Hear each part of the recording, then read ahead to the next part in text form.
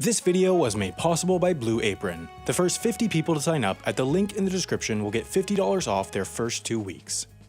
You've heard of the secret train station in DC, you've heard of the secret train platform in London, but have you heard of the secret train station in New York? I hope not, because that's this week's dose of content. Let's rewind 150 years to the era of not planes, trains, and not automobiles. In this time, the railroads coming from the north into New York City ended up at Grand Central Depot. This massive rail yard took up more than a dozen city blocks in one of New York's densest areas, and so the owners of the station, the New York Central Railroad, saw an opportunity. They would put the entire rail yard underground, build a huge new station, sell all the freed up real estate, and get that bread. 10 years and 85 million cubic feet of dirt later, Grand Central Terminal opened, and it was actually pretty neat. It has more tracks and platforms than any other station in the world, and today includes all sorts of non-rail related things like a tennis club in the ceiling, which was once run by a certain future US president. The station also had, at one point, and this is true, a 65-foot indoor ski slope. As this implies, Grand Central was long at the center of American opulence, as much of the country's early wealth was earned by rail tycoons. Given that, on top of the now buried tracks, plenty of important buildings sprang up.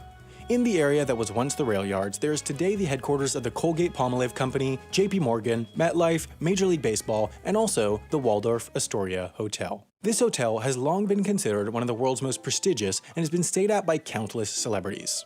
Up until 2015, when the hotel was bought by a Chinese company, the Waldorf Astoria was the place where US presidents stayed when they made their frequent visits to New York. The hotel has a lavish presidential suite that's been stayed in by every US president between Herbert Hoover and Barack Obama, and non-presidents like the kings of Jordan, Saudi Arabia, Spain, and Norway, the Queen of England, the Emperor of Japan, General Charles de Gaulle of France, and more. While it costs the general public between $4,000 and $8,000 to stay there per night, the hotel gives a generous discount to the US government and, by extension, the American taxpayer, and the room is even designed to emulate the style of the White House.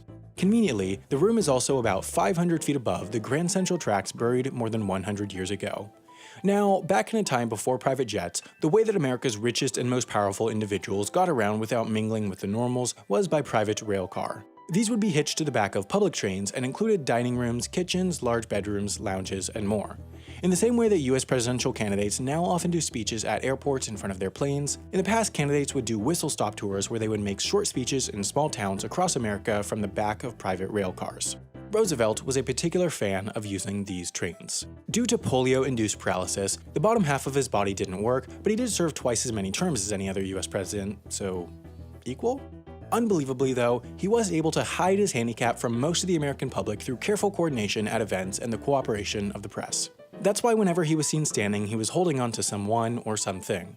Giving speeches from the back of a rail car was therefore easy, as he didn't have to go far in public. While nowadays presidents fly on Air Force One to New York, Roosevelt would often make the trip by rail, but arriving in Grand Central Station would be far too public to hide his ailment. His train therefore stopped a third of a mile short of Grand Central and was shunted to a small secret platform directly below the Waldorf Astoria Hotel. From there, an elevator would take him up into the hotel. It's unclear how many times FDR used this secret station, as it was, of course, secret, but it's believed to have been used by plenty of presidents and celebrities since his era. The secret platform and elevator still exist today, and while its existence is no longer secret, we're not always sure what it's being used for. This inconspicuous door on 50th Street is reportedly the entrance to the elevator down to the platform. We do know for sure that the platform has been used at least once in recent decades while a US president has stayed at the Waldorf Astoria. In 2003, while President Bush was staying there for a United Nations General Assembly session, an idling Metro North train was kept at the platform ready to shuttle the president off Manhattan at any moment in case of emergency. While not confirmed, it's assumed that this procedure is repeated whenever presidents visit the Waldorf Astoria nowadays. If you need to not be seen in public for security, secrecy, laziness, or other reasons, you need to remember to eat, and one of the best eating methods is with Blue Apron. Each week, Blue Apron delivers boxes to your door filled with farm-fresh pre-apportioned ingredients that you can use to quickly make the recipes included. I've tried plenty of different Blue Apron meals, and they've all been delicious and unique. Each meal is between 500 and 800 calories per person, takes less than 40 minutes to prepare and often only 20 to 30 minutes, and costs as little as $7.49 per serving. If you want to try Blue Apron out, the link in the description will get you $50 off your first 2 weeks.